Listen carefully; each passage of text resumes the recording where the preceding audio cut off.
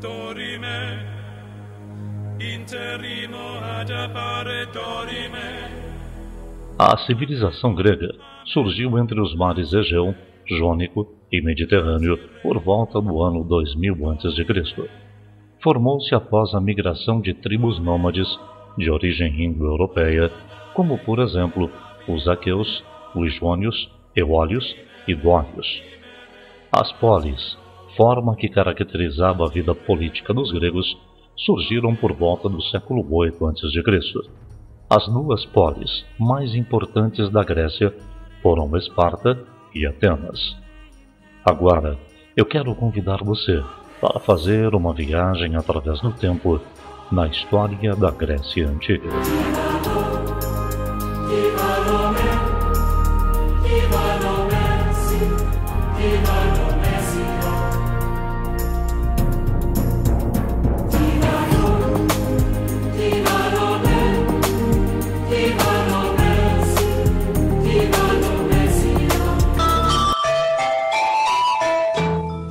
As Olimpíadas, que hoje se realizam a cada 4 anos e reúnem atletas dos 5 continentes, foram criadas pelos gregos.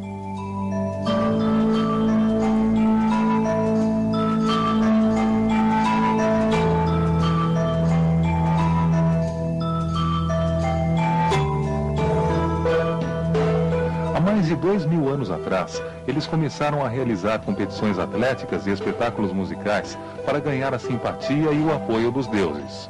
Os Jogos Olímpicos ou Olimpíadas recebiam esse nome porque eram realizados na cidade grega de Olímpia.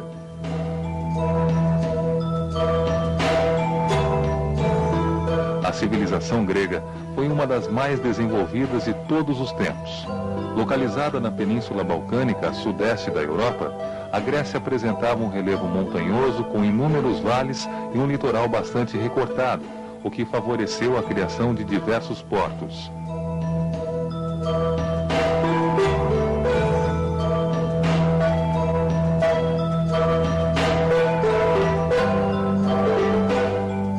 Já o relevo favoreceu o aparecimento de cidades com suas próprias leis, seu governo e sua própria moeda, independentes uma das outras, isso devido à dificuldade de comunicação.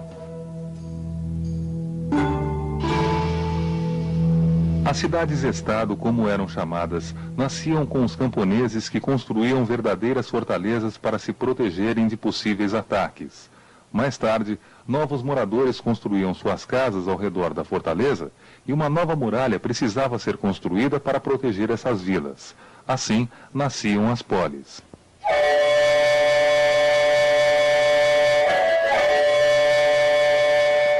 Como as cidades não tinham comunicação entre si, devido ao relevo montanhoso, cada uma experimentava uma forma de governo.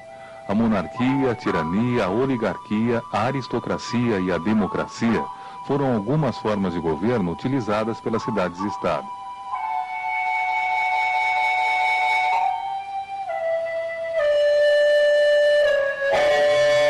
Lembram-se que para que pudéssemos entender melhor a história, foi melhor dividi-la em períodos? Pois aqui faremos o mesmo para estudar os mais de 1500 anos de história grega. Dividiremos em período homérico, período arcaico, período clássico e período helenístico.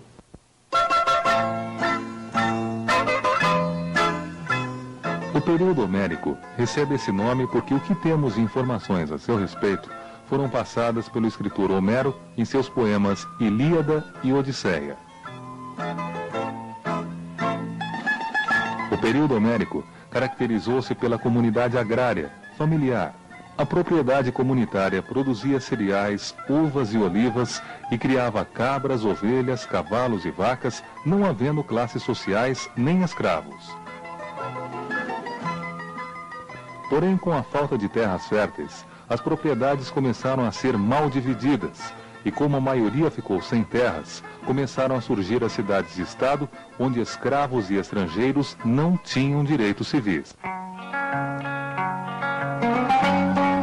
Entramos assim no período arcaico, com o desenvolvimento das cidades-estado e a formação de colônias gregas, principalmente na região do Mediterrâneo e do Mar Negro. A expansão marítima e colonizadora favoreceu a formação de portos no litoral e a entrada de produtos importados, o que desagradou aos pequenos agricultores. Muitas lutas entre o povo e a nobreza começaram a ocorrer em diversas cidades. Onde a nobreza era vitoriosa, instalava-se o regime aristocrático. Onde o povo vencia, aos poucos instalava-se uma democracia. Daí a origem da palavra, demos igual a povo.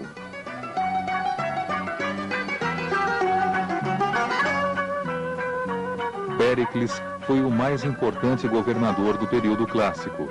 Querendo transformar Atenas no centro mundial da cultura e da política, incentivou a democracia, onde cada cidadão ateniense tinha voz ativa na Assembleia, reunião dos cidadãos para decidir sobre questões da cidade. Enquanto Esparta, outra grande cidade grega, era aristocrática e conservadora, Atenas abria espaço para discussão entre os cidadãos de todos os níveis sociais e o governo. Essas duas cidades iriam travar uma guerra por mais de 20 anos, chamada Guerra do Peloponeso, que veremos mais adiante.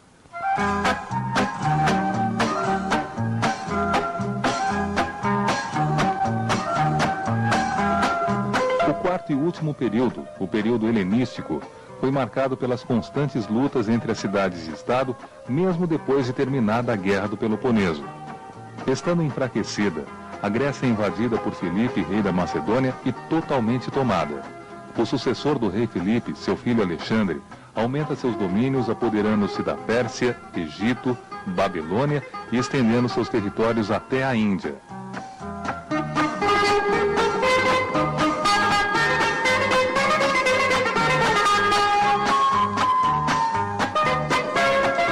Alexandre o Grande, como ficou conhecido, morreu em 323 a.C.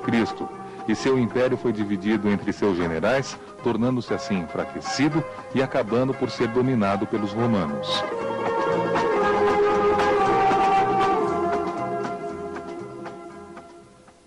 A Guerra do Peloponeso.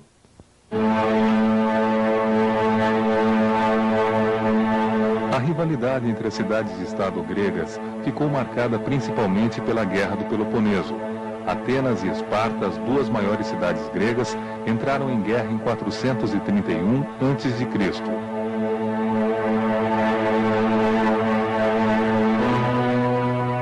Atenas estava localizada às margens do Mar Egeu, sendo assim uma cidade de navegadores e comerciantes.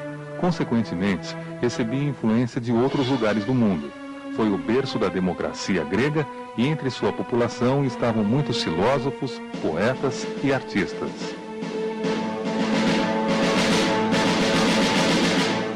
Esparta estava localizada no interior do território e seu povo tinha formação guerreira. Viviam isolados em uma verdadeira fortaleza e seu regime de governo era bastante opressor.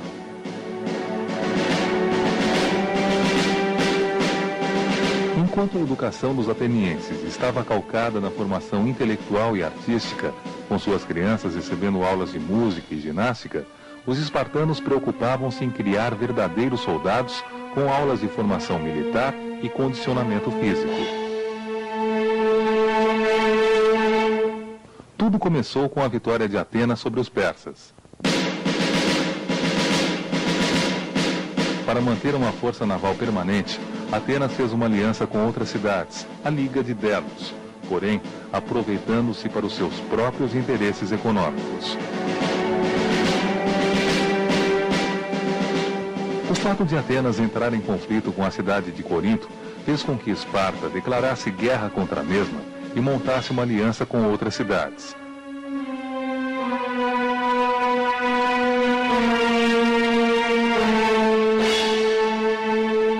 A Guerra do Peloponeso foi a guerra entre uma aliança comandada por Atenas e outra comandada por Esparta, sendo esta última vitoriosa em 404 a.C.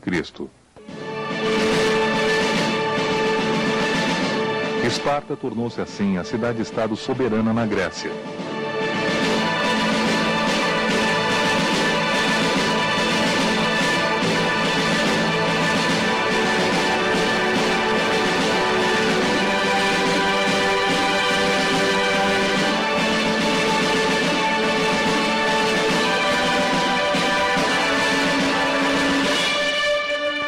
por falar em soberania, não poderíamos deixar de falar da soberania grega nas artes, na filosofia e na ciência sobre as civilizações antigas.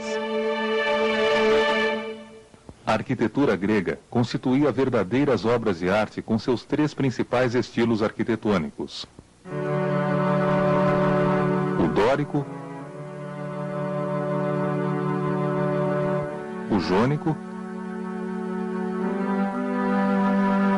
e o coríntio, dentre outros. Muitos templos e esculturas foram construídos em honra aos deuses.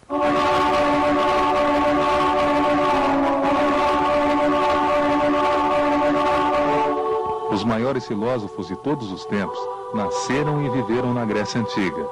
Aristóteles, Hipócrates, Heródoto, Demóstenes, Pitágoras, Sócrates e Platão, entre outros, fizeram descobertas na medicina, na matemática e pesquisas na história importantes até os dias de hoje.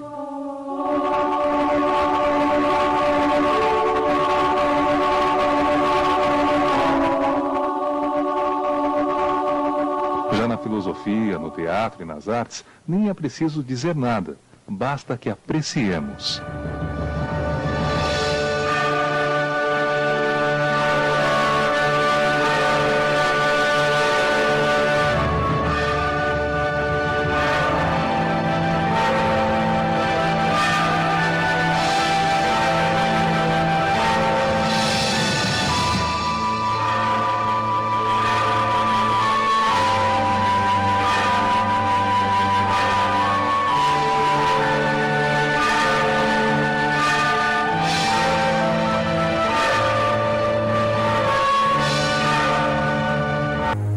Dorime, interrimo ad appare dorime.